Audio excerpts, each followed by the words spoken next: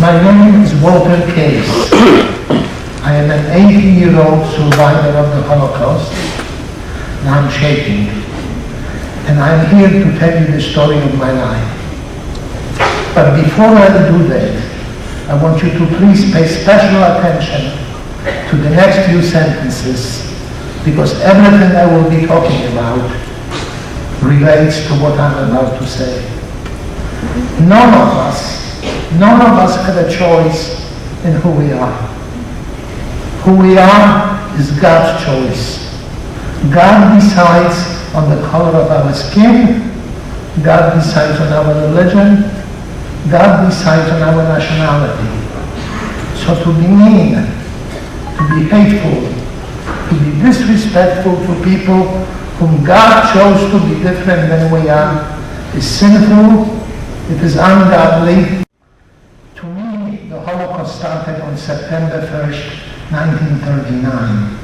That was the day that Germany declared war on Poland, and only 6 days later, when we woke up in the morning, German troops and German tanks were occupying my hometown, a city called Lodz, L-O-D-Z, with a population of 700,000. 250,000 of the people who lived in Lodz were Jewish. And not a good thing to be under Adolf Hitler, because being Jewish meant a straight trip to the gas chambers. A few days after the occupation, Nazi officers came to my parents' home. One of them put a gun to my father's head, and we were told that we had a few minutes to pack some basic belongings, and then we have to give up our home and my father's business to the Nazi authorities. My father owned the only large commercial laundry in the city of 700,000, and the Nazis wanted this laundry to wash the uniforms of the German army. The officer who told us to leave was so mean, so demanding, so adamant, that we just packed a little bit of food and we left, thanking God that no harm was done to my father. While we were leaving, we were thinking that what just transpired was just a nightmare from which we will wake up to discover that it was just that, a dream. Unfortunately, as you have studied in history books, everybody here knows the Second World War lasted 5 years. 11 million people lost their lives, and if it weren't for the United States, I wouldn't be here talking to you. I would be gone, dead and gone. A few weeks after the occupation, the Nazis made a proclamation that all people of the Jewish faith have to wear a yellow armband with the word Jew on it.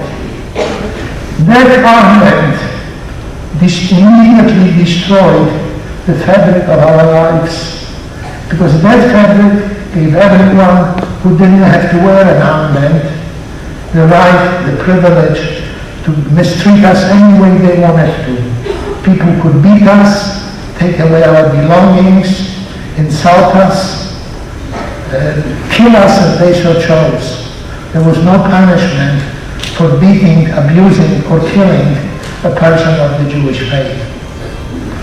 A few months after the occupation, the Nazis made a proclamation that all Jewish people have to go live in a ghetto.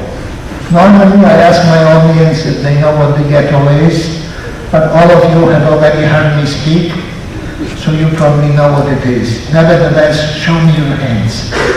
What was a ghetto? Everybody knows. We moved into the ghetto. In my case, my mother, my father, my little sister Risha, and a cousin of mine who was an orphan. The 5 of us moved into a little hovel of a place with 13 other people. With the ghetto came a total process of dehumanization. There were no schools. Jewish children who were destined for death were not allowed to go to school. There were no hospitals. If you got sick, they simply shot you. There were no houses of worship. With the ghetto came starvation, horribly unsanitary conditions, and every kind of atrocity you can possibly think of. The worst part about the ghetto was that children under the age of 12 and elderly over the age of 65 were not issued any food. The Nazis felt that they were either too young or too old for hard labor, and if you don't labor, you may as well starve to death. It became a daily occurrence that Nazi officers would come into the ghetto, and if they saw a parent with a little child, be it the father or the mother, they would order the parent to hold the baby above their heads, and they would kill the child while it was in the arms of a parent.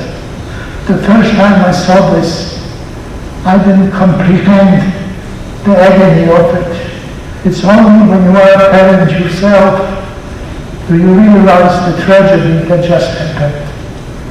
With the ghetto came starvation, every kind of a horrible disease you can think of.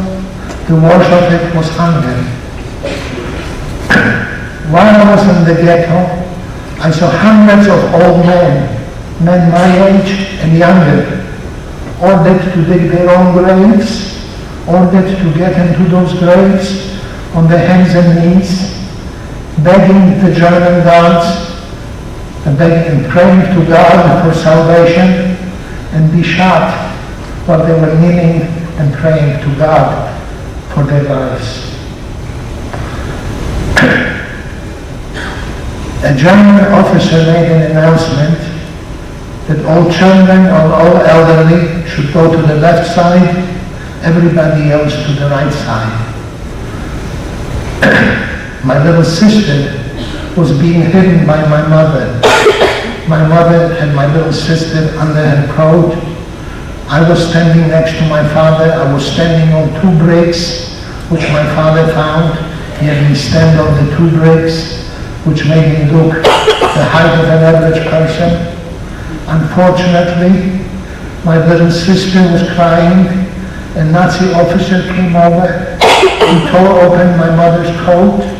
He took my little sister by her hand. My little sister was crying, begging my parents to go with her. I was crying, begging them to come with me. Imagine a parent